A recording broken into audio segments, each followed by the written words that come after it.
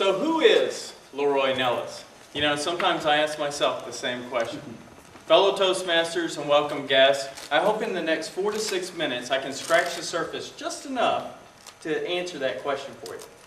You see, I am one of the few, I am one of the proud, I am one of the Austinites in this room. That's right, on November 24th, 1971, LeRoy Nellis II was born. My father, LeRoy Nellis Sr., who currently lives in Austin. Some of you may know him as Travis County's budget director. He's married with 4 kids and 5 stepkids. My mom, Linda Stone, also resides in Austin. She is happily single and retired. I am the oldest with 3 siblings. Melissa, 2 years age difference, lives in Denver, married with 2 children. Lori, 4 years age difference, lives in San Francisco, married with 1 child. Robert, 6 years age difference, lives in Austin, married. I would have to say that I grew up in a middle-income family.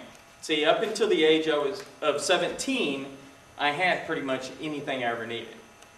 And this is when my parents sat us down and told us that they were getting a divorce. See, it was decided that the 2 oldest kids would go with my father and the 2 youngest with my mom. And I guess it was about 6 months later, Melissa, Dad, and I went to the coast and we went on a fishing trip. Well, a fishing trip to me consisted of going to the pier, staying out all night, fishing, and coming in about break of dawn, you know.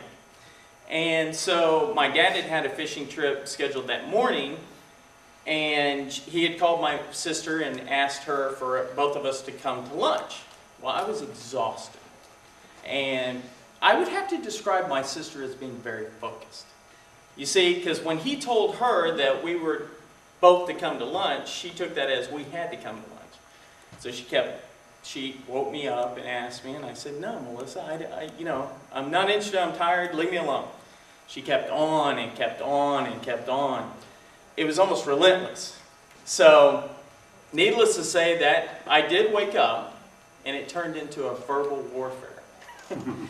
And she decided to go live with my mom after that. I was, my feelings really were not hurt, to be honest with you. You see, because my dad and I's relationship really mushroomed at that point.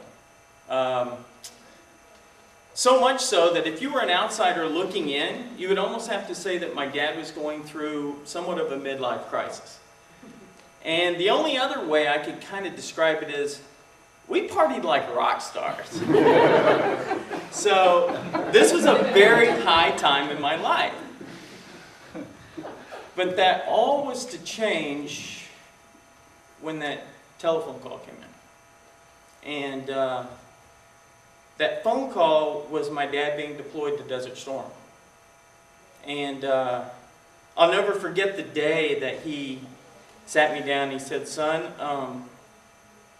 you're going to have to be the man of the house while I'm gone." And I said, "Don't worry, Dad, I will." And I guess it was about 10 minutes after he left, I realized what he had left me in charge of. You see, my dad had a 5,500 square foot house, a convertible Mercedes, a boat, and a jet ski, and I had keys to all of them. So, just for 1 second, I want you to imagine what it was like for a 19-year-old boy, no parental supervision, and all of these toys. I can honestly say that I probably fulfilled 95% of everything that y'all thought about. So, another high time in my life. Well, my dad did come back from the war, and he wasn't very happy with everything that I'd been doing while he was gone. So I thought it was the most opportune time for me to make amends with my mother and I's severed relationship. So I went and lived with her. And during this time, I was a locksmith. I owned my own locksmith business, and it was called Lockout Specialist. And it could be compared to Pop-A-Lock today, if y'all know what that is. With the exception, I didn't just unlock cars, I also unlocked houses, safes, and occasionally handcuffs. And so my mom didn't think that this was a very good career choice for me. And so she agreed, or I agreed, that or we discussed that if I sold the business, then she would pay for me to change careers. And so I dreamt up becoming a pilot. And no offense, Tony, wherever you are. Oh, there you are. After 12 hours, I decided that wasn't for me. So I decided, after having dinner with my ex-girlfriend's mom, who happened to be an actress, I wanted to become an actor.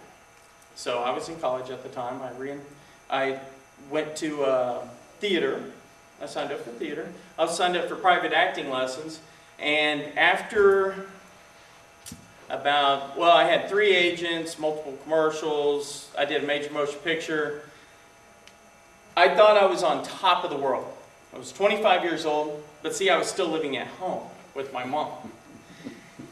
And I thought, to be honest with you, well, I see that our time is just now beginning. And I look forward to speaking with you guys again. Thank you.